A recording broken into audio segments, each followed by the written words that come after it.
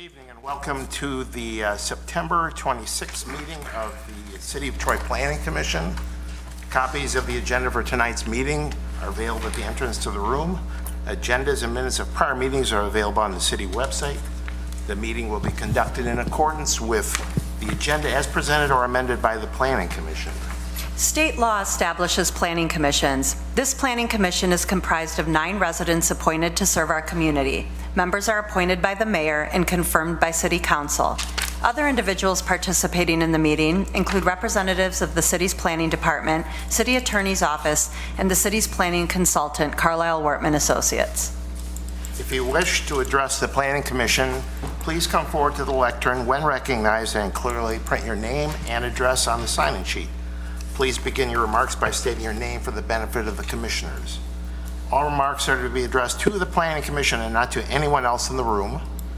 If you have a cell phone or any other device that might disrupt the meeting, please either switch it to the silent mode or turn it off. And at this time, I'll ask our Planning Commission Recording Secretary, Kathy Zarnicki, to conduct the roll call. Mr. Biegner? Here. Mr. Faison? Here. Mr. Fox? Here. Mr. Hudson? Here. Mr. Krent? Here. Mr. Lambert? Here. Ms. Malala-Holly? Here. Ms. Parakis? Here. Mr. Tagle? Here. Quorum present, Mr. Chair. Thank you. Next is approval of the agenda for tonight's meeting. Is there a motion to approve tonight's agenda? Mr. Fox makes a motion to approve and seconded by Ms. Malala-Holly. Any discussion on the agenda? Seeing none, we're ready for the roll call. Mr. Faison? Yes. Mr. Fox? Yes. Mr. Hudson? Yes. Mr. Krent? Yes. Mr. Lambert? Yes. Ms. Malala-Holly? Yes. Ms. Parakis? Yes. Mr. Tagle? Yes. Mr. Biegner? Yes. Motion carries. Next is the approval of the minutes from the September 12th meeting. Is there a motion to approve those minutes? Mr. Biegner makes a motion. Ms. Parakis seconds it. Any discussion on the minutes from the September 12th meeting? Seeing none, we're ready for the roll call. Mr. Fox? Yes. Mr. Hudson? Yes. Mr. Krent? Yes. Mr. Lambert? Yes. Ms. Malala-Holly? Yes. Ms. Parakis? Yes. Mr. Tagle? Yes. Mr. Biegner? Yes. Mr. Faison? Yes. Motion carries. Thank you. Next, we're on to public comment for items that are not on tonight's agenda. Is there anyone that would like to address the commission for any items that are not on tonight's agenda? Seeing no one coming forward, then we'll move on to item number 5, which is a special use approval.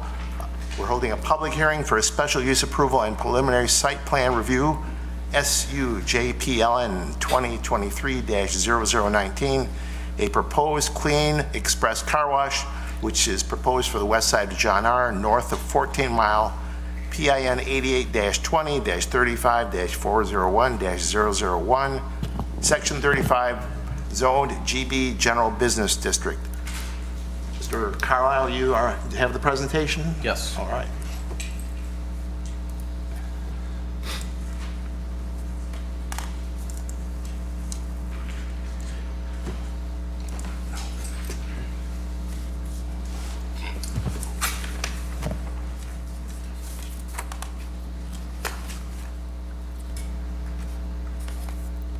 We'll get there. Okay.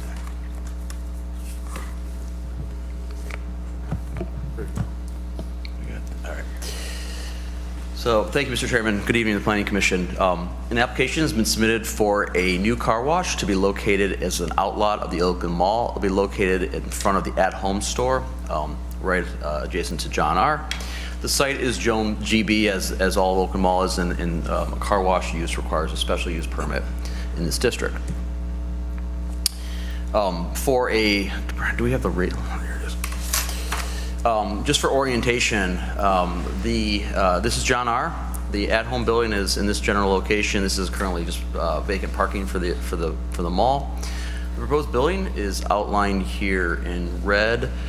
This location is an internal parking / vacuum area, and then there's a circular drive that kind of runs parallel to it that enters here and then into the wash and then out.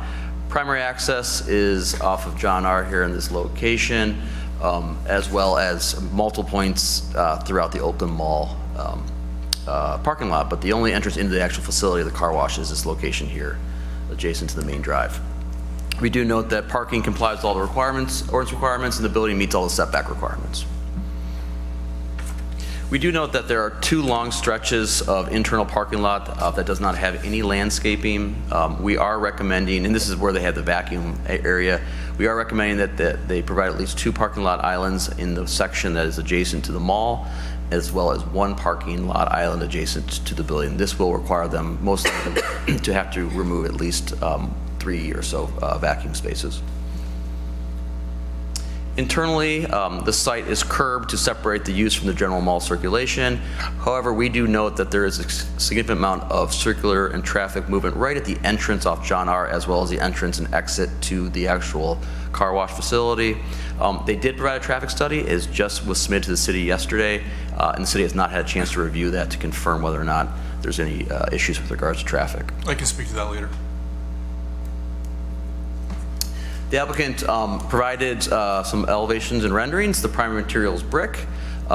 They have provided a rendering that shows a color scheme of a white brick, natural brick, and green vacuums. We do note that there is a canopy that's over the pay area, and that is a red, I believe, metallic material. The applicant has provided a rendering of a Clean Express car wash, but they did note in their submission that it's not site-specific. This is a general rendering. We do ask that the applicant confirm if this is a general color scheme and the material pattern that will be proposed at this particular site. Again, this is a special use, so there are specific standards that the Planning Commission consider. They're outlined in section 9.03.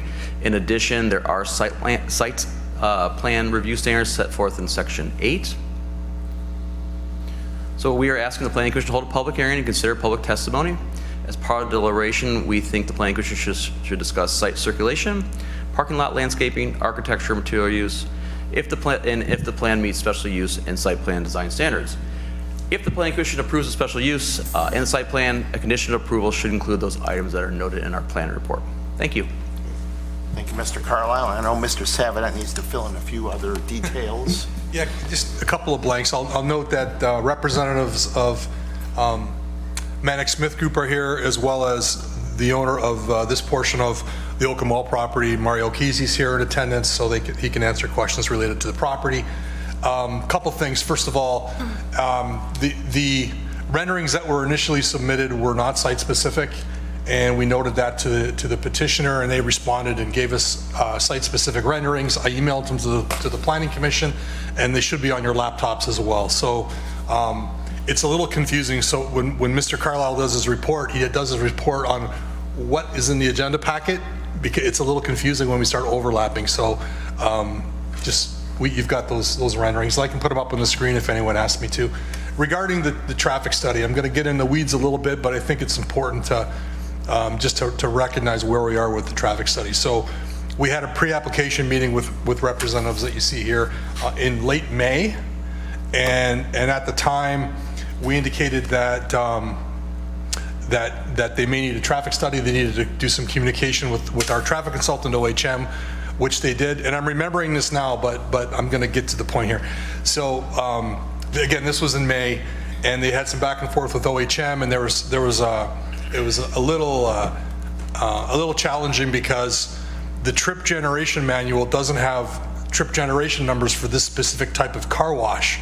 So in the back and forth with OHM suggested that they look at example projects that they have in their portfolio and do trip generation off those, study those, and give us trip generation numbers. Then we can take those numbers and they can submit those to the trip generation manual people and actually use that data. So it was kind of a cool concept.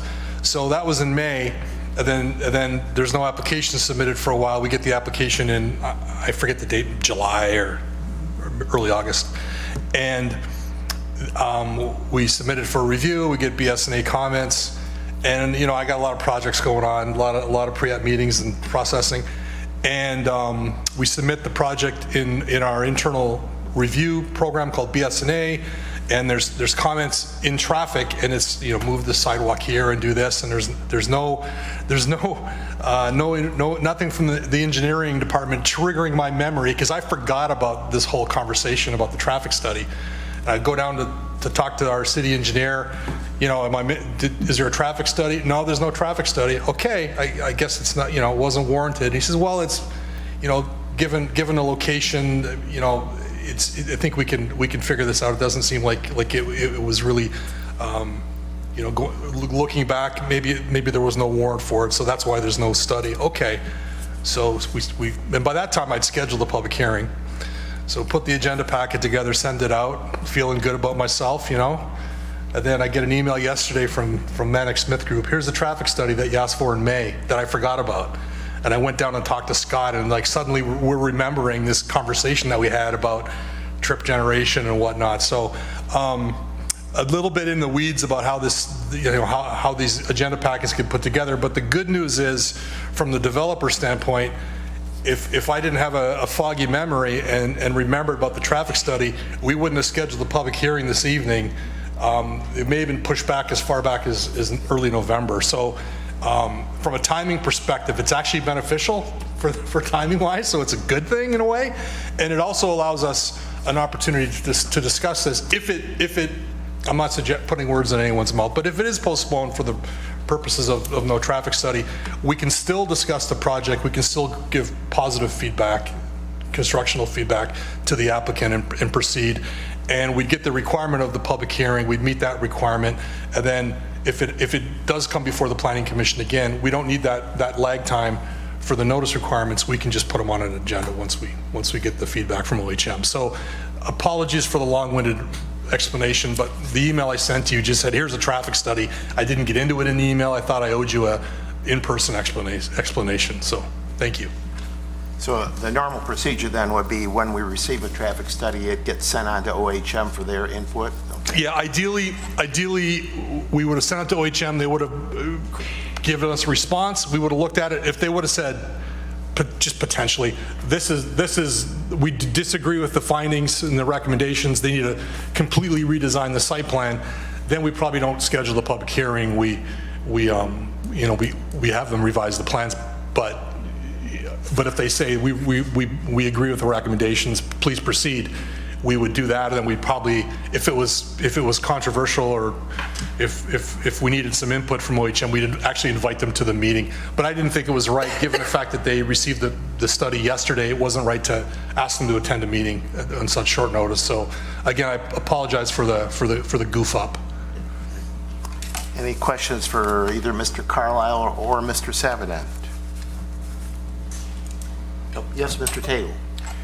Did one of you mention that this parcel is now owned by the developer or the person that owns the car wash? So it has been broken off from the Oakland Mall property? I think this is an appropriate question. The owner of the Oakland Mall, this portion of the Oakland Mall is here, and I think it's an appropriate question for Mr. Kesey to ask if he wouldn't mind. Okay. Second question, as far as stormwater management, I don't know how, prior to this development, how that portion of the existing parking lot drained, if there were structures within this periphery. Have they addressed that at all, as how they're going to manage, or is that another question for the petitioner? The plans were sent down to engineering. It's less impervious surface than there is now. They're actually adding additional green space. But stormwater was not something that was caught up as part of the engineering review. If it is a condition of approval, it would be dealt with as part of the final site plan engineering at that point. Okay, I guess my question was a little bit more general than that. Are they revising the topography in that area to manage their stormwater on their property? I don't believe so, but I'll leave that up to the applicant to address. Thank you. Any other questions for Mr. Savedant or Mr. Carlisle? If not, the petitioner is already here, so make sure you sign in on the form there and then introduce yourself, and I'm sure that might be the first question you'll answer there. So, I'm betting it is. My name is Jay Carlett from the Manic Smith Group. great. Can you answer Mr. Tagle's question about stormwater Yes, management? so there are two storm structures on the property. One of them is in the very center, which will have to be relocated slightly to the west to just to accommodate the building location, but the general grade of the site will not be changed, and the storm intake won't be altered. Yeah, this is a little bit unusual where there'll be, and is it a separate property? I mean, I should ask that. I'm not sure about the final status of the property selling. But yeah. So the new property, or the car wash property, is using structures to drain into the system of Oakland Mall. I understand the capacity is there because it was working once before.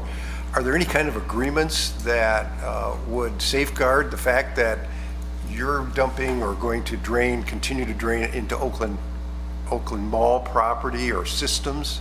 Do you know? I believe there's an agreement for the entire mall property in general.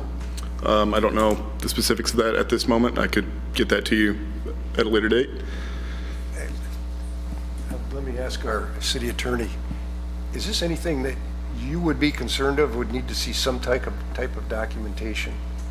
It's not something that I've reviewed in a situation like this, but you do raise a good point, and I would be interested to know what the plans are and what the current agreement is. Okay, thank you. Thank you.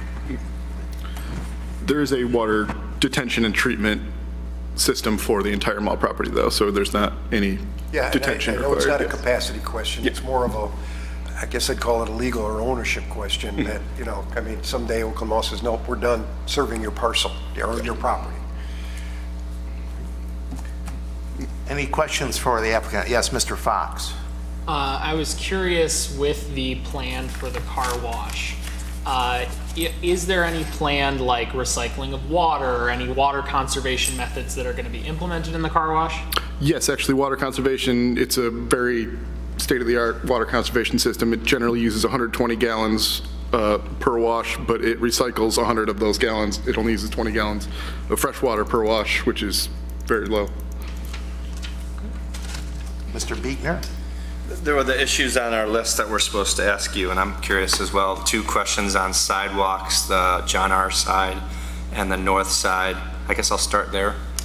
So we did submit an exhibit to Brent earlier today detailing just kind of a basic, what our proposal is to address those comments. We are perfectly willing to install that 8-foot sidewalk along John R. in the right-of-way area, or if necessary, it could be done on our actual site, but it would require quite a bit of landscape relocation, and based on the intersection at the south there, the sidewalk generally goes in the right-of-way area anyway. We do have some concerns about installing a walk on the south, across the mall entrance on the south side of our site, because that's just a very high-traffic area. But as far as the sidewalk connection from the north part of our site and the sidewalk along John R., we're very able to accommodate that. Mr. Savanot, do you have that drawing? Can you show us that rendering? I have a printed copy here if you want me to Did pass it around. you send that this afternoon, you said? Believe earlier this morning, around Yeah. 10:30-ish. Yeah, I didn't have a chance to do anything with it. It was a kind of a crazy day. Understandable. I've got at least one copy here I could show if you'd like to take a look. Mr. Lambert, what's the right protocol? Should you pass it for us to see, or? Yeah, that would be fine, yeah. Why don't you go ahead and pass it and start that The end there. questions to me were smaller, in my priority about adding a couple trees, the dumpster and bicycle parking. Yep, so this drawing that I'm passing around, which we sent in today, the dumpster has been relocated to the south part of the central drive lane of the parking spaces. So that'll be out of the way of that exit drive entirely now. 2 bike racks were added at the north side of the building entrance on the sidewalk there. 2 trees were added in the islands north and south on the west half there for internal landscaping. And I believe that addresses all the comments along with the previous sidewalk additions. Thank you. Mr. Hudson? You've got 28 bays in your project. What are they for? So those are vacuum stalls. This is it's a free vacuum after you car wash. So generally all of the vast majority of the clients will come through the car wash and then they'll come out, use the vacuums, clean out the inside of their cars, do all that. We generally have 20 to 25-ish vacuums on each site anyway. This isn't like an egregious amount compared to our standard site. Yeah, it's a lot of it comes down to the parking requirements in general. We're usually required to have around 20 spots, and we just make them vacuum spots if possible. There is a car wash, I think, in Rochester Hills, which isn't as deluxe, but it does have a facility for washing carpets and air pressure, filling your tires. Will your bays have anything like that? Don't believe so, no. You said it was a no? No. Okay. Any other questions? Yes, Mr. Savina. Yeah, I think it would be helpful if you were to just provide a brief explanation of the kind of the business model about how this car washes may be different from, old school, we'll call them old school car washes that people are used to. Sure, yes. This is it's a very much more modernized equipment and very advanced water reclamation system, as well as several other features. We've got about 90 locations through the Midwest. We're kind of moving into Michigan now. No franchisees, it's all one company. Its capacity is 100 vehicles an hour. It's much faster, much quicker. Free vacuum service. It's much more of it has a subscription base or just single use. It's not a membership only type of thing. It's basically quick, convenient, and much more modernized than the standard car washes that you're going to see. Mr. Krent. Yeah, could you go over the process? So let's say I'm pulling in from all three directions. There's three different directions I believe you can pull into this area. One from the south side, driving along the building, and then making a quick U-turn into the place. There's one off of John R. There's also one from the parking lot to the north. Kind of give me an overview how traffic flows. Yes, so it's a little hard to tell from the small drawing here. The only actual access into the site is from that northwest corner. Right. The rest is the existing mall drives that will go around the site, and there's an existing exit and entrance onto John R. on both the north and south sides. The north one, which we're accessing, with the rarely used status of this current lot and the simple fact of there's just not much parking there, and there's another exit further north on the mall. This exit just barely sees use compared to the other two onto John R. Road. So it's really, it helps alleviate our concerns about stacking in traffic volume onto this exit. So essentially, cars would enter from the north side. They're able to go straight into the vacuum and parking area if they'd like. In general, the vast majority of the clients will go through this dedicated lane on the west side of the site coming down, which comes around to there's two little pay stations down there. We do have an employee always dedicated to just helping traffic flow through if there's any confusion, but generally they're self-operated. You pay, you go through. There's a bailout lane after the pay stations just in case there's a vehicle that, say, has a ridiculous amount of clearance and can't get through the tunnel, or any other reason. If they're not able to pay, the employee can let them through and get them out of there so they don't back up traffic. Generally at about 95th percentile peak hour stacking, you're only going to see about 8 cars in the lane. We have the capacity for, I believe, 19 on this one. So stacking, going all the way out, then blocking traffic in the actual mall lot is not going to be a worry at all. And then they're going to come through at the exit of the car wash. They'll have the option to just leave or come use the free vacuum stalls in the parking area. Okay. I frequent the car wash on Maple. I think it's all being torn down right now, but regardless, there's been many times, especially in the winter, when people want to get salt off their vehicles, and they're backed up onto Maple Road. Now, I don't think there's going to be an issue here. They had capacity at least for about that same kind of thing, 18, 20 cars. So it was, very infrequently. The problem occurred, though, on people exiting and people coming in. And that's where I see you've got that, one zone for exit and coming in at the same time. And on a heavy day, when there's, people are getting salt off their vehicles, and you've got 20 cars in the line and 20 are wanting to leave, is there going to be somebody posted there to help direct traffic? Because I'll tell you, they need that at Maple. So there is one employee there's generally 3 employees working. One is dedicated to outdoors. They're cleaning the trash out of the things and helping the traffic in any situation where it's needed. Generally, based on this location, the way that it's going to work is a vast majority of our leaving traffic is going to be going right out onto John R., and it's not going to be interfering with traffic entering into the site. The only concern that would be potential would be if both of those right-out lanes onto John R. were stacked all the way back there. But yeah, it would take 8 or 9 vehicles to do that, and we don't anticipate that being a likelihood based on the fact that this particular exit onto John R. is significantly less volume than the other two. You got a note there, yes. Dennis Miller, I'm a consultant for the car wash company. So on the busy days, like we watch the weather reports very close, and we know that winter day when everyone wants to get the sun out their cars, and we'll have more than 3 employees, we only have 5 or 6. And 2 of them, at least one, but maybe a couple will be watching the traffic flow and make sure. So if there's an issue, we cone off things and make sure that it doesn't block the driveways. Because if we have problems there, it's not good for our customers, right, to get in and out. They're not going to come back. Right. So we kind of watch the weather reports to know when it's going to be the busy days. And we already kind of know the weekends are kind of busier than during the week. So we kind of facilitate that ourselves and make sure that the traffic's not an issue. And then the next question is about signage for those days that aren't that busy, but people their first time, it's a new business. Right. Are there going to be adequate signage? Like, this is the entrance, because you've got choices to make.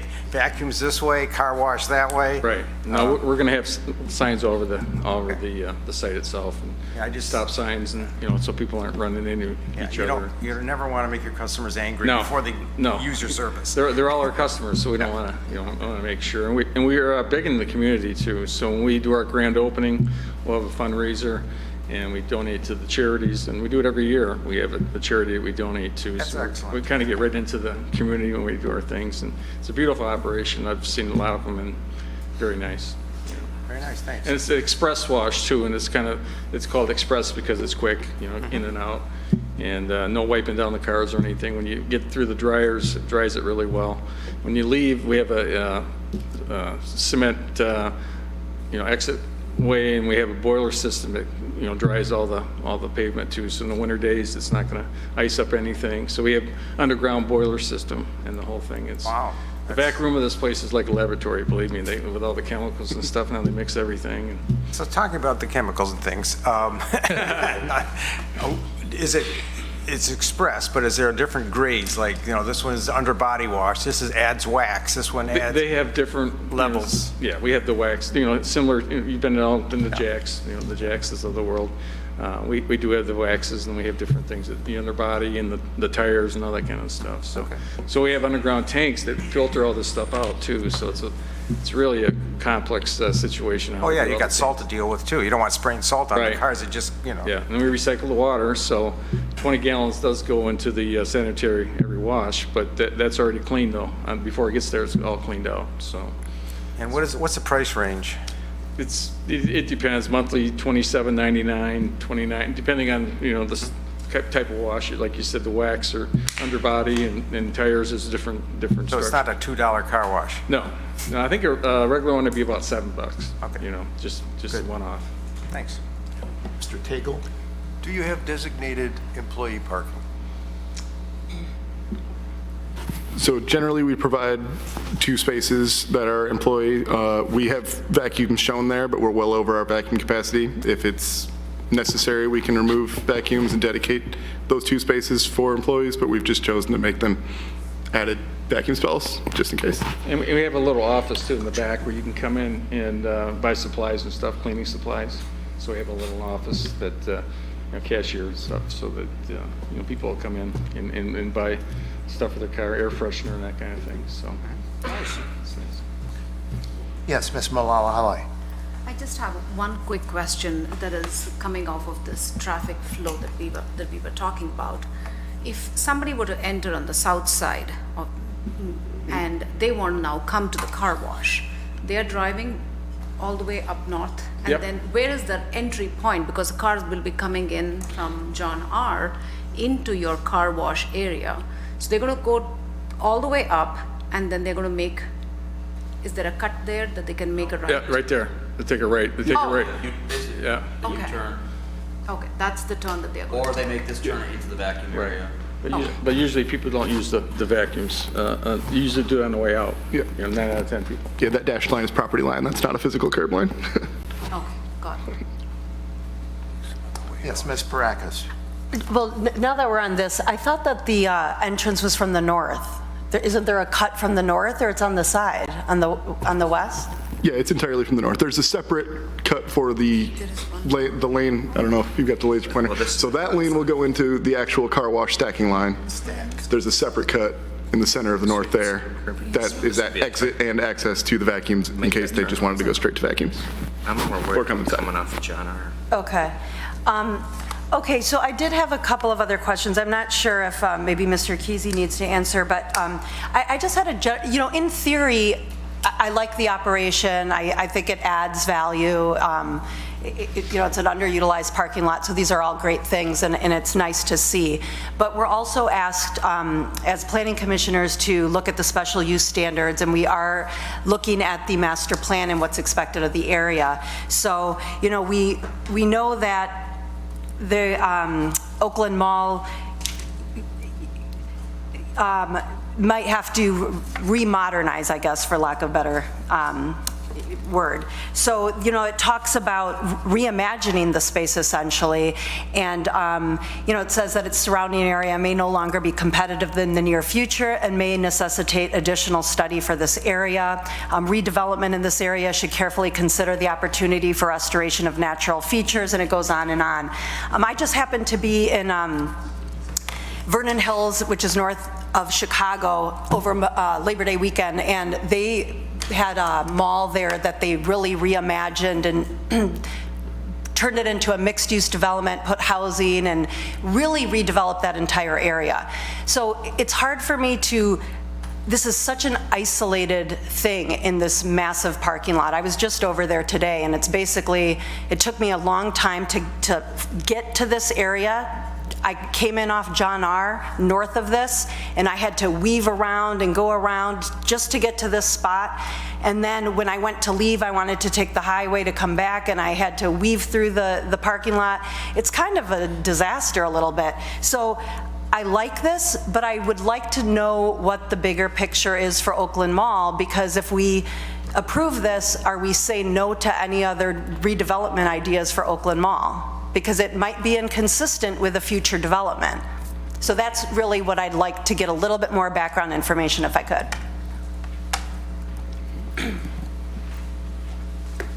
It's a great question. Good evening. Good evening.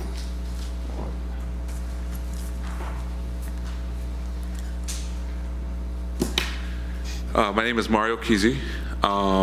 First time in front of many of you, and I've been expecting this day, not specifically for this use, but just to meet each and every one of you, as we'll be probably in front of you many more times. I have a few questions here. I have a question from the gentleman over here regarding the parcel here, and just to give you a little more background on the site and our acquisition. Initially, we bought the Sears site. So when we initially purchased our first acquisition at the Oakland Mall site, Oakland Mall is comprised of 4 owners, essentially, without the Panera outlots. It's Macy's, JCPenney, Oakland Mall, the mall proper itself, and then the former Sears site, which is now home of At Home and Hobby Lobby. And my first round of work was infilling the remainder of the Sears box, which is now Hobby Lobby. It opened up in January. We redid the Logan's Roadhouse into Longhorn Steakhouse, and we own about 12 acres on the north side there, just north of the Auto Center. And the answer to your question is this specific site is an unusual portion of the mall. So it's sandwiched between John R. and At Home, and it was initially designed so that the Sears, the entire mall is a part of an REA. There's detention, which I'm not the greatest in answering stormwater calculations and all that fun stuff, but I do understand that new site plans require additional, modern day detention requirements, which, given some of the rain that we've had recently, we appreciate, right? But this specific site was a part of a pad that was permitted by all parties of the mall a long time ago to be a development no larger than 8,000 square feet. And that is the requirements or approvals that we've received or were inherited when we purchased the site. I have and given the shape of its long nature, I've had struggles with full-service restaurants, or I've had some QSRs that I don't know how exciting they would be to come, fast food restaurants that would want to come and you know, take this pad of land. I've had other car washes approach me that wanted to be on the north side of the site, closer to ABC Warehouse. And I guess that's my answer to your question. There's two different answers. One is the Oakland Mall site, and one's the Sears site. The Sears site itself, with At Home being there and Hobby Lobby being there, before I acquired it, should have been torn down and redeveloped as a 32-acre parcel. The Sears Corporation, at that time Seritage, decided to do the At Home deal, and you know, the building is going to be in that current configuration for the foreseeable next, in my opinion, 10 to 20 years.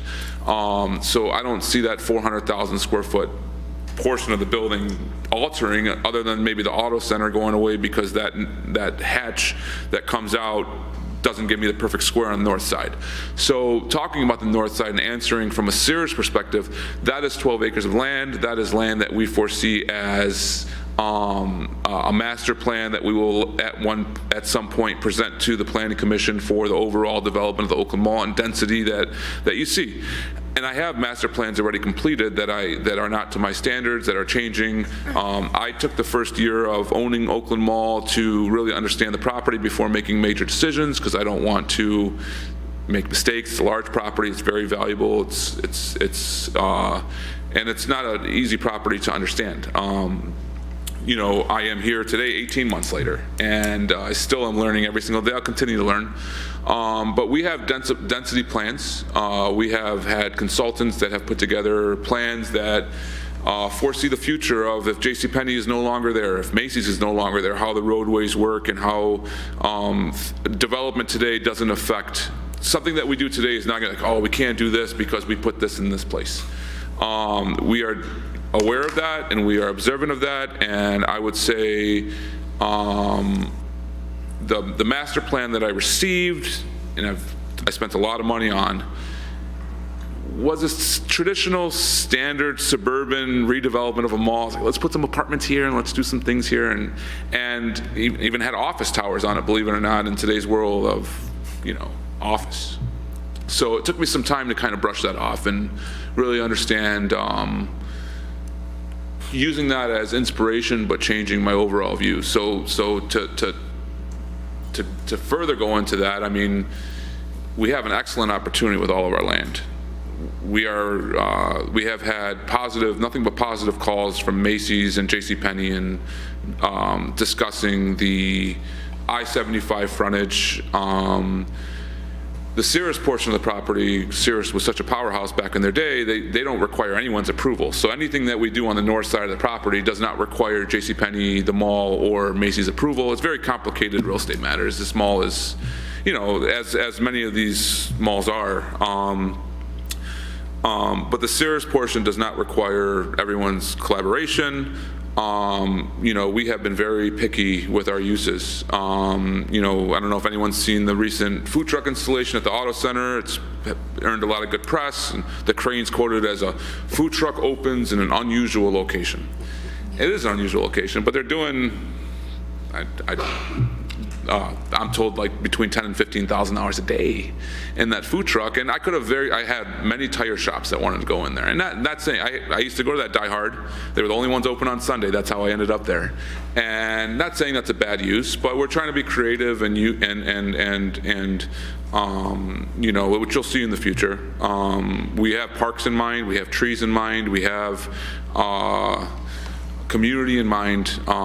You know, the days of fashion and buying clothing, you know, to be honest with you, Somerset has that down packed. They're doing a great job. They're one of the best malls in America. If you're a clothing retailer, you're probably going there.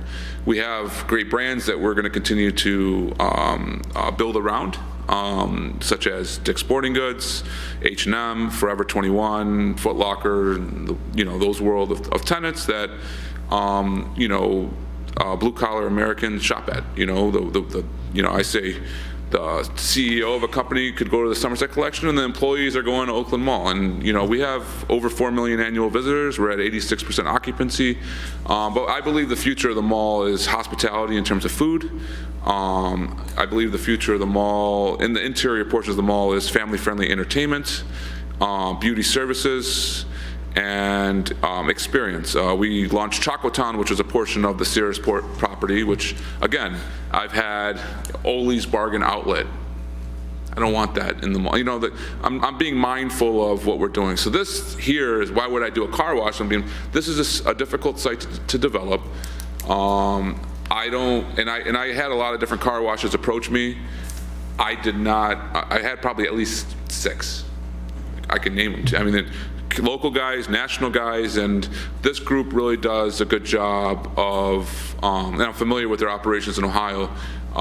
They do a good job of sustainability. They build a beautiful building. They're not looking to shy away from landscaping buffers. And as far as parking goes, I mean, I look at the entire, you know, I often compare our site to downtown Detroit. I say, why pay $100 for a parking spot near Ford Field? We got 8,000 parking spots here for free. So I don't think employee parking will ever be an issue. And since I bought the site, even during the holiday, I've never really seen this lot have more than a half a line of people, if that. Any other question? Any question? I'm sure you have questions for me. I'm happy to answer any question you have. Fox. Well, I guess while we're getting into the overall concept for Oakland Mall, and I understand that you guys are only one of 4 owners, but I'm just curious, because I thank you very much for bringing up the master plan, Ms. Barakis, because I was also reviewing the South John R. section. The area, or the master plan calls for mixed use, like potentially bringing in housing, apartments. I mean, is that something that's on your guys' radar that could potentially be integrated into the site? Because I think, to me, mixed use is guaranteed customers. It's people who are going to walk out and see, oh, there's the mall, and they're going to walk right to it.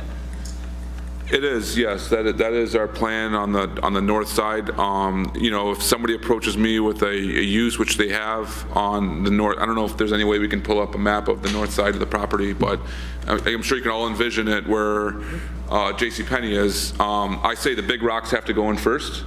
So to put a small rock in the front and the outlot, and then, you know, that's going to affect future development.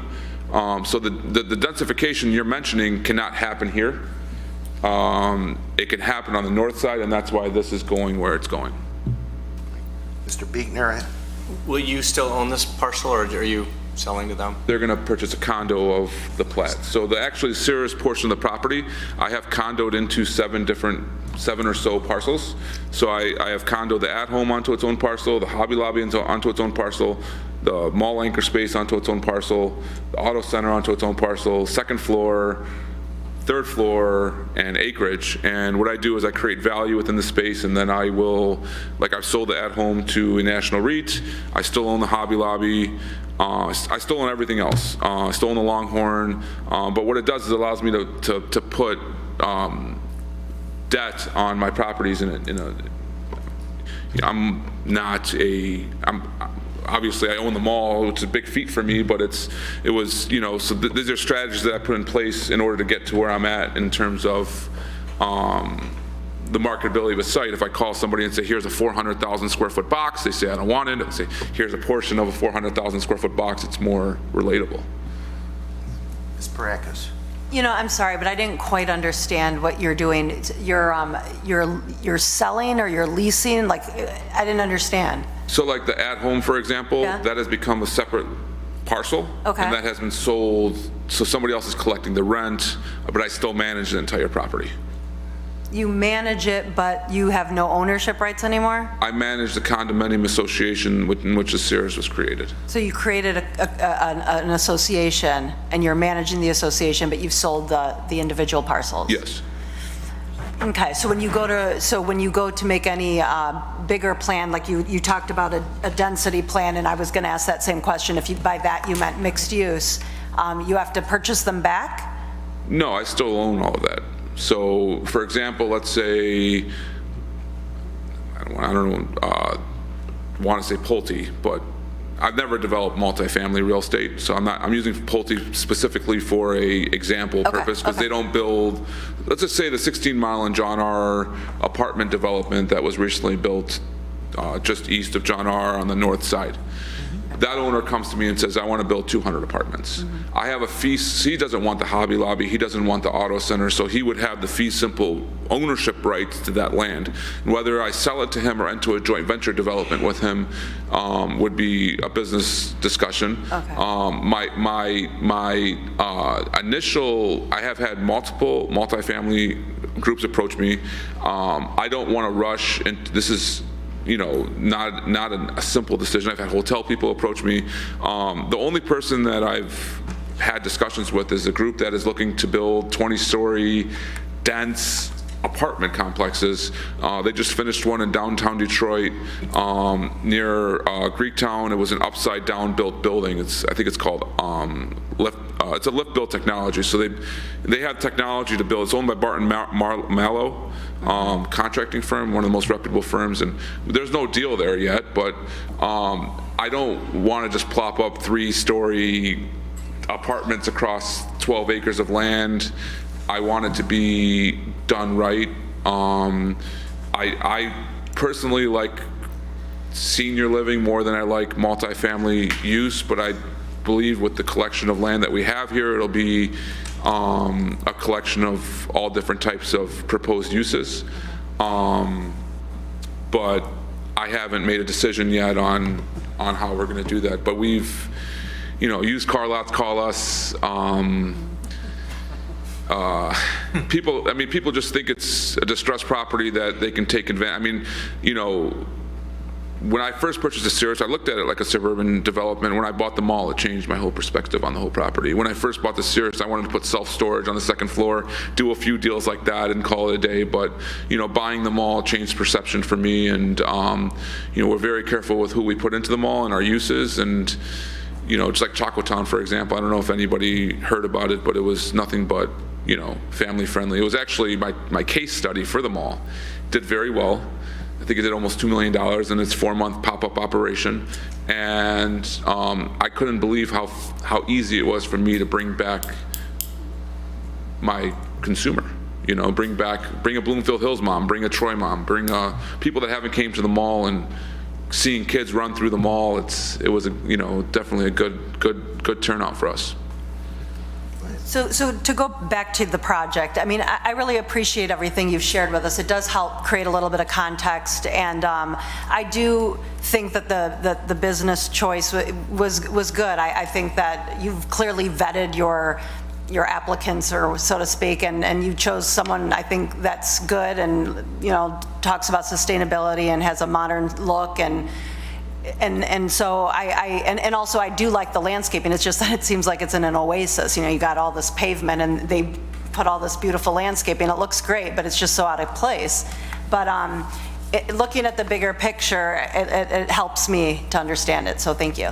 Yeah, of course. We do have same engineer that's done traffic studies for us. We have looked at every inch of the property. You know, from the wacky 14-mile entrance over by the Chili's, where it's you go this way, and I still can't figure it out till this day, to be honest with you. Eventually, we hope to create, you know, a better flow of traffic there. I don't know why they did that at-home customer pickup that they did. That probably threw you off a little bit around this area, but this area is just a large piece of concrete that just, you know, is just like a forever ending, never ending concrete parking lot. And I don't, you know, I didn't want a Popeye's chicken here. You know what I mean? You know, with all respect to them. And I didn't want a drive-through user that was going to create, people want, I'm not going to name it, but people wanted one of the, you know, highly beloved fast food restaurants that creates drive-through line messes all over them. And this is the perfect spot for it, Mario. I don't want to deal with that. I want peace. I want to, you know, I don't want customers getting blocked in their spots and John R. getting blocked, and And I've dealt with that before, and I see it and what it does to other shopping centers. There's a much larger picture here, and I just don't want, if there's somebody that has potential to wrap around the entire site and helicopters are tracking the traffic, I mean, we've had those opportunities and we've declined them. And they've offered, I mean, to be quite frank, that group offered us $4 million for a site here, and we did not take it. We decided to take Longhorn Steakhouse in lieu of that, and the decision behind that was, if there's a waiting room, they're going to take 20 spots. If there's a drive-through stacking of 200 cars, I can't handle that. Mr. Fox, you have a question? Yeah, and I guess my biggest apprehension when I was reviewing this application was the fact that it's an auto-centric use. You know, like it is the definition of an auto-centric use, like it is a drive-through car wash. Were there other, I know you listed some examples of like restaurants, et cetera, but are there other non-auto-centric uses that were considered for the property that just don't, in your opinion, don't work, or how did that process come about? We have sent it to many users from a soft goods perspective as well. We never really got much traction there. The really, to be honest with you, John R. Road on that side has been a tough sell for me. You know, people want to be on 14 Mile, that's where they want to be, and it's been a tough sell. As far as retail or, you know, the retail, related retail uses go. Yes, Mr. Faison. I just want to go back to something you said much earlier. You mentioned 4 owners at one point, I think. And so I just want to understand what you meant by that, or if I misheard that. And if I look at that parcel, how much do you own? Because you're talking a lot about the 12 acres. Perfect. Yeah, that's actually a great question. So let's start with the Cirrus site. So you see it outlined in red right there. That is part of the Cirrus, which we own everything except for the at-home. Right. Okay. You sold that. You mentioned, Correct. Right? Yep. Correct. They don't have any rights to build in the parking lot. They don't have any rights to alter site plans. They have the rights to an at-home, and if they ever sell that, I have the rights to buy it back. Okay. As far as the mall goes, we own the middle portion as well as the 1 acre up front that abuts the right to the left of that. That's Chili's. Yeah, we own. So that's the mall parcel itself. Okay. The parcel along the 75 is Macy's. They own that parcel there, but we own, as the mall, we own the triangle piece to the north. That is where I was proposing my first residential, where I was recruiting my first residential developer. I have had offers from hotels. You know, I don't want to name drop tenants that people want, but I want, you know, trying to bring something that complements. That's a great site right off the freeway. It's got great visibility. And it has the parking to sustain some sort of dense. If I built 20 stories there, I bet you I have the parking there by right. And so we're just, again, being careful with what we're selecting. The north side, to the right of that triangle, that's JCPenney's piece. And then, sorry, I forgot to mention, but the piece all the way on the right where ABC Warehouse is, we own that as well. Okay, thank you. That's part of the mall, sorry. So the mall owns the ABC, the triangle piece and the piece in the middle. And then everyone has to sign off on any kind of change to the common area. All parties have to sign off on it. Okay. Which, thank you. Which at Lakeside, Macy's and JCPenney, from what I'm told, have consented to site plan changes there, and they will remain operating. So it's, you know, you have different types of people. Some people are much more difficult than that. Actually, Cirrus was known to be, you know, one of the more difficult parties to agree and consent to changes to these mall plans. And you know, everybody wants to see good things happen here, and you know, we just don't want to plop a residence in the middle of a parking lot and just, you know, this is, I mean, it's a slither of a very tight edge of a property. Mr. Biegner? Yeah, I don't know if this is a question for Ben or Brent, but I'm not sure it's for you. I'm Captain Obvious to know that there is a lot of parking, too much parking. Do we know, is there a percentage of what's going to be, could be built out? Do we have an idea of how much the sea of asphalt that he referenced? I mean, what are we going to see going forward? Is it half of the parking can go away? So I can't answer your question sitting here right now, but I believe, you're going to laugh, but I believe there's been parking variances granted for this site, from the zoning board of appeals. I have to look into it. This mall was built, what you see here, this pattern was built long before we had flexibility in parking regulations, long before we had shared parking and administrative flexibility granted by the Planning Commission and land banking, et cetera. But I mean, I could look into it, but that, like Mario said, there's thousands of spaces here. It's, Okay. I could look into it. One other, just from one person on the Planning Commission, very excited about what you have coming forward. Thank you. You've got some big plans. I like that you're looking at the High Road. I bet I'm speaking for a few other people in the room. So good for you. Thank you. Thank you. Any other questions for Mr. Kesey? Just quickly, again, to follow up on Mr. Buechner's comment, it's exciting to hear that you're looking for quality as opposed to dollars coming into your firm, and I can't wait to see what your master plan will eventually look like for the entire site. It's an exciting piece of property. Obviously, the location's terrific, and to bring back that pile of asphalt to life would be great. Thank you. Thank you. So just to kind of touch base on some other, we have our first pre-construction meeting this Friday to redo all of our lights minus the Sears site, to redo the original Oakland Mall light poles that are in the parking lot, all the way around Macy's, all the way around to JCPenney. I believe it's a $1.4 million job. So we're going to do a yellow to white transformation there off the freeway. We recently redid our monument sign to LED lights. They shine really bright. You might not notice it because it's kind of numb on the eye, but I do. And those are small changes, but they make a big difference. We're putting in brackets with season's greetings in the signage, and there's small changes, but they everything here.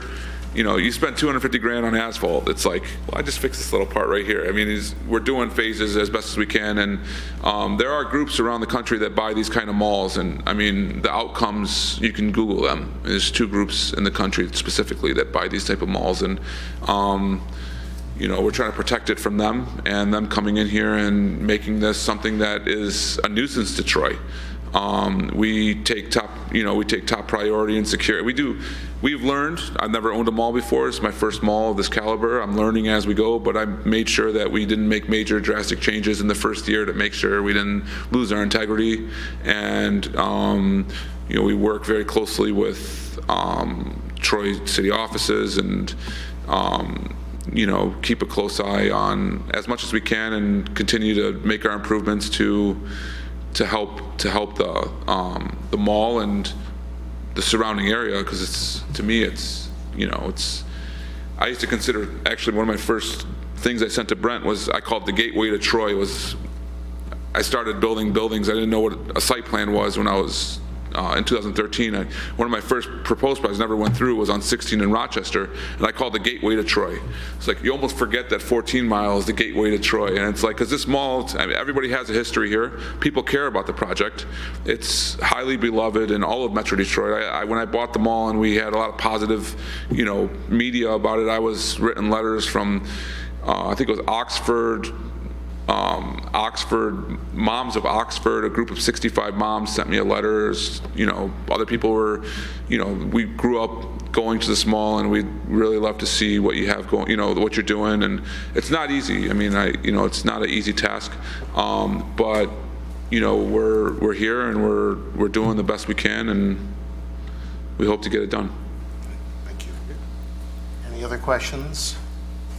I just wanted to mention to you, I follow your updates on Instagram about what you've been doing at Oakland Mall, and really appreciate that information. Hopefully more people follow you there, and Thank you. Get those. I've slowed down on social media because the other malls were taking, not Somerset, but the other malls were taking my ideas, and then they were taking them to their malls. You know, it's like first, you know, I signed a store called Miniso, and it's a very trendy Asian household goods store which services my community. It has a price point of between $10 and $15, which services my consumer. And it was like first one signed in Michigan. I sent the guy maybe 10 to 15 emails before he responded to one, made a call here and made a call here. He finally did it, talked to me, and then we got him to look at the data. The best thing we have is our data. This is the best land, in my opinion, in Metro Detroit. I mean, it's not, it's right off the freeway, and it's literally within 20 minutes of so many communities. And so I've slowed down. So when I signed that retailer, all of a sudden I talked to the guy a month later. I announced it on my Instagram, and then it's like, oh, we signed at 12 Oaks and we signed at Great Lakes Crossing too. So now it's more like opening next week, and then. But you know what? It works wonders. It's earned media, and you know, I have 9-year-olds and 10-year-olds that come up to me in the mall and ask me for my picture, and I never expected any of that. I didn't expect anybody to care, but people care about this mall. My dad had an ice cream store in this mall in 2001. I was there when Britney Spears was performing in the parking lot, which I'd like to try to have concerts in the parking lot one day. Okay, we'll talk about that later. But Bob Sager came twice. I'd like to bring him when we do our grand reopening a third time. Hopefully he'll be around for that. But you know, just not to keep being my first time in front of you guys. We'll talk some more. But the thing about the mall that is different in my eyes than all the other malls is, for the most part, it's a single-story mall. If I was a lakeside mall with 2 stories going all the way down, we'd be done. But because we're one level for the most part, it changes things because humans are like fish. They like to, you know, they don't want to go up. You know, that's what I'm told by a really smart architect. You know, it's hard. I don't want to fight with people to go up and down. And even Somerset Collection, the 3rd floor is probably difficult to lead. I mean, people want to be on the main level, and we're not them. You know, they compliment. When I call people, I say we're in the same mall. We're in the same. You can look at your demographics, but you can see that you can just search Somerset Collections in the same city and look at the class of retailers they have there, and we're just the opposite, you know. But the single level mall was my inspiration of like Chelsea Market in New York City, the Lab in California, just a place where, you know, hopefully we have grocery, hopefully we have entertainment, hopefully we have. I was advised you can turn 50% of the mall into restaurants, and it would be feasible. Not saying that's what we're going to do, but we have signed a few. Not, you know, Sbarro. We signed Sbarro. They were signed before we bought it, but we have a James Beard award-winning Thai restaurant coming in. We have the original Beirut Palace from Royal Oak that's doing a little dine-in where you can go sit down and have dinner. We're reactivating the 2nd floor restaurant at Macy's, and that's in the works, and it's going to be something different.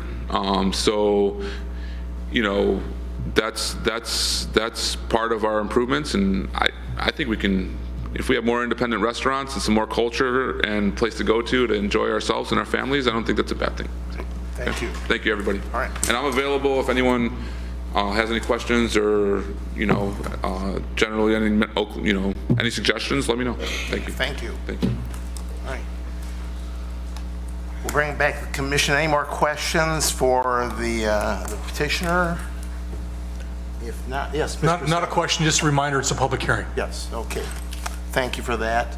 I will now open the public hearing for anyone that wishes to address the commission. Yeah, you might want to stand. I don't think there's going to be coming up, but seeing no one from the public here to speak to the commission, I'll close the public hearing and bring it back to the commission for further questions or for maybe a resolution. Mr. Just a Krantz. quick question. We've got 7 items that are listed that need to be addressed. Were you familiar? Did you get a copy of our? Yes, that document I passed around that we sent over earlier today has addressed all those items except for the stamping of the plans, obviously. Okay, so the bicycle parking's addressed. You've got a place for that. You've got the 8-foot sidewalk along John R.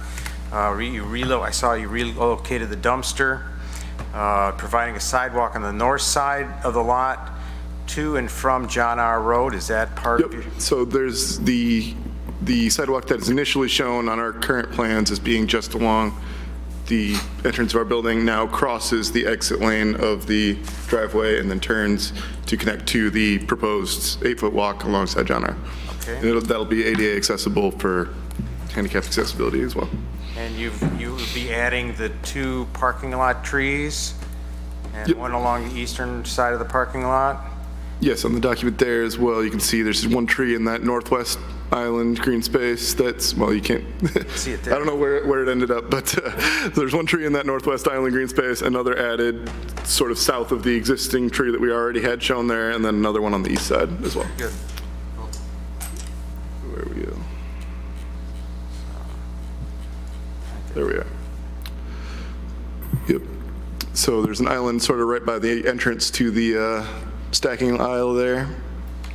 There was going to be a new tree, and then another one south of the tree on the west as well. Okay. But there's none in the internal part where the vacuum cleaners are? No, and you also mentioned the possibility of asking for a condition for an additional island to be added inside. So that would remove a space or two, and that would, if we were to add something like that, that would be where we would put the tree. Okay. Yes, Mr. Biegner. I'd make a resolution if no one else has anything else to say. Sure. Well, All right, let me, Mr. Savant, I had something I wanted to mention too. I just want to remind everyone that there's a traffic assessment was submitted. We received it yesterday. You know, the applicant has an opportunity to present this evening, but our traffic consultant has not had an opportunity to review and comment on that. So I just keep that in mind. So before I let That was Mr. the Payton- point I was going to okay, raise. yeah. I was So going to that's ask what how we deal with that. I was going to ask the commission. I think the car wash looks like a great asset to the site, but is the commission comfortable with approving a resolution without getting the response from OHM? So, Mr. Fox. Frame, your thoughts on that?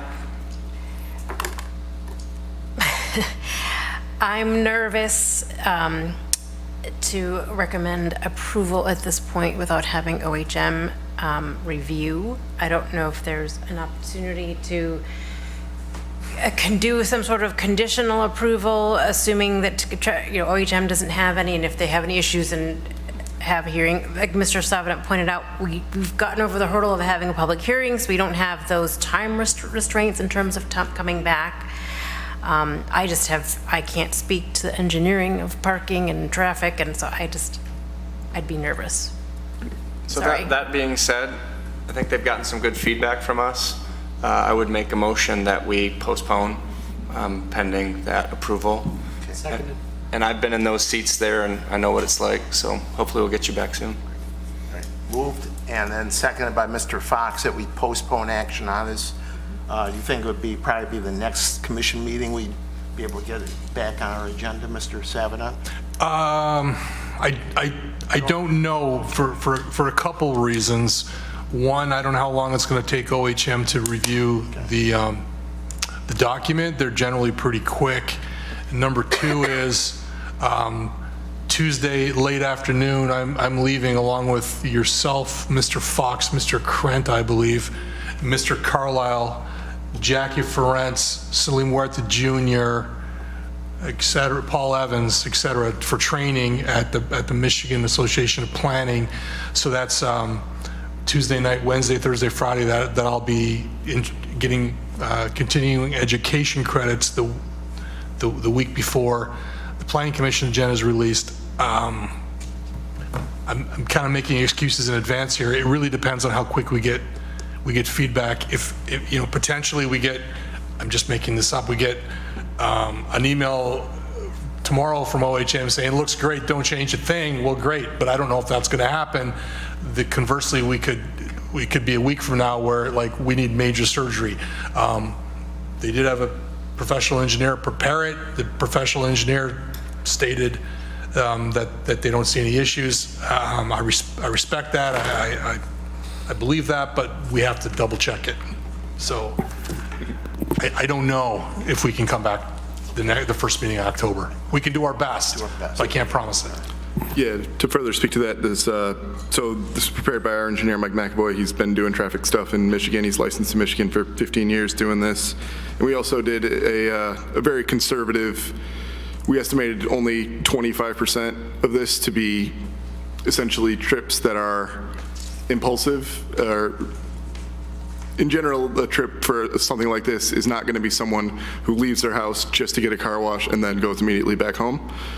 And that would be adding to our trip volume. This is generally someone who's at the mall anyway, driving by anyway, seeing this coming by. So it's not actually adding to the trip volume on the road.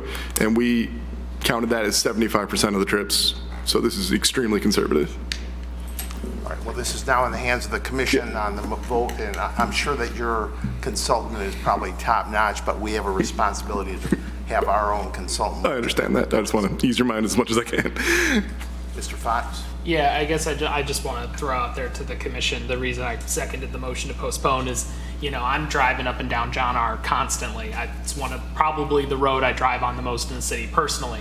And I know right now is a really rough time to measure the traffic because of all of the construction that's going on right there. But my big concern with adding an auto-centric use right up on the road is traffic. So if we haven't had it reviewed by the city engineer or the traffic consultant, I would want that before we made a decision on it. Yes, Ms. Parakis? And I would just like to add, if maybe just to clear up, when you come back to clear up some of the other issues, so that way we can just look at it quickly, assuming that the parking is good. It would be nice to have the stamp, the landscape architect stamp the plans and those other issues to be ready to go. All right. No further discussion. Ms. Zarnicki, we're ready for the roll call on the motion to postpone. Mr. Hudson? Yes. Mr. Krant? Yes. Mr. Lambert? Yes. Ms. Malala-Holly? Yes. Ms. Parakis? Yes.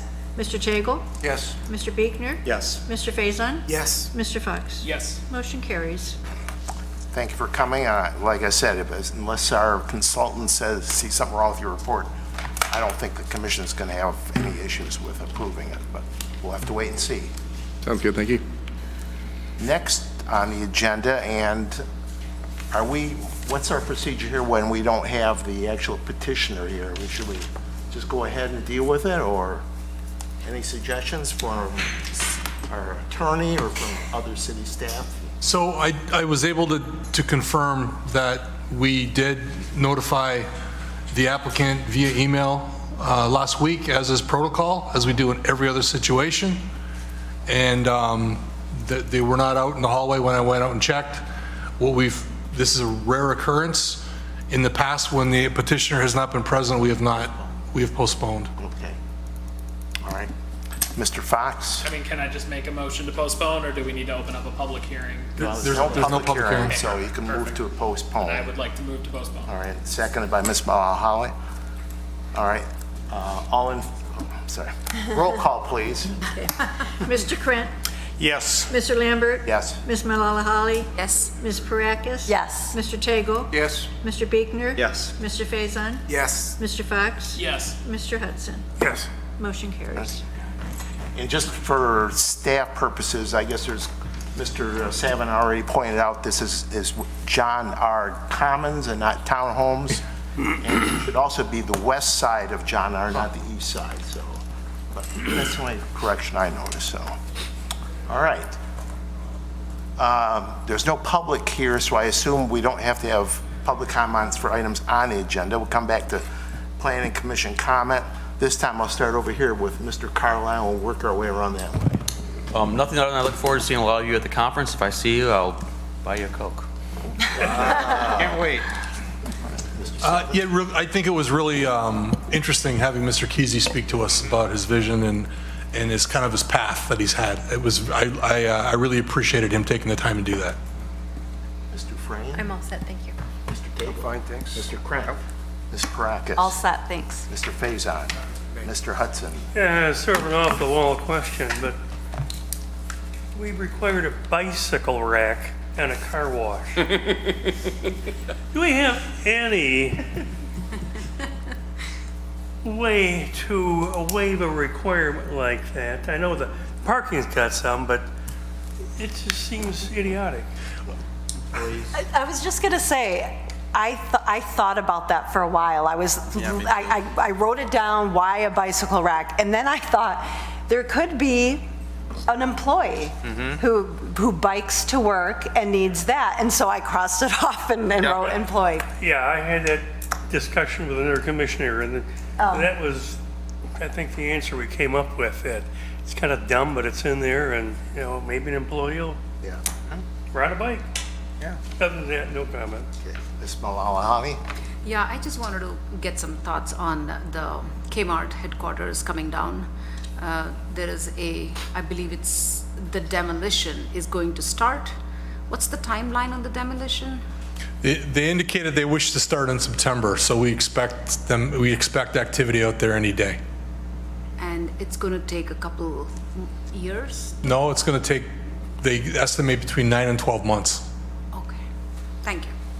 I was gonna say that, and then I was gonna say, as I was driving by 16 Mile 75 between Crooks on the south side, there's a demo of that building that we went over to. So it's just kind of interesting seeing some big things going on. Mr. Fox? So I had two questions, and maybe Mr. Beekner just touched on one. Was that, so on the, it'd be the south side of Big Beaver, that building that's like half down. Is that something that the Planning Commission looked at before my time, or?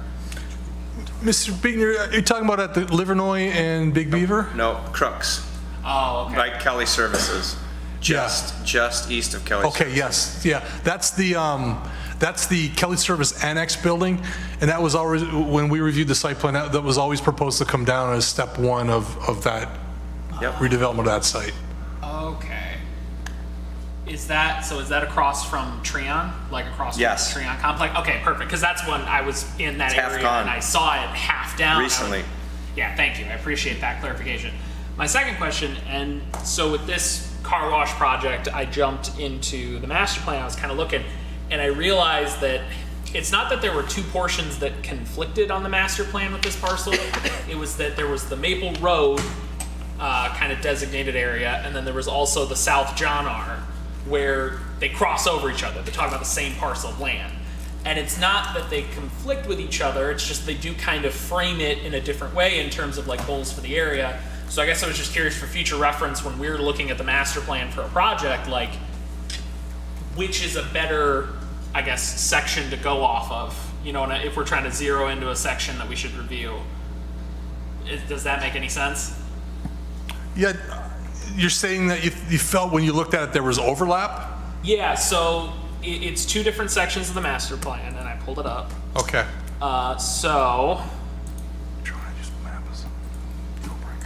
Okay, so on page 59 of the PDF, 116 of the master plan, there's the South John R. Road section, which I believe is the one that you messaged me regarding.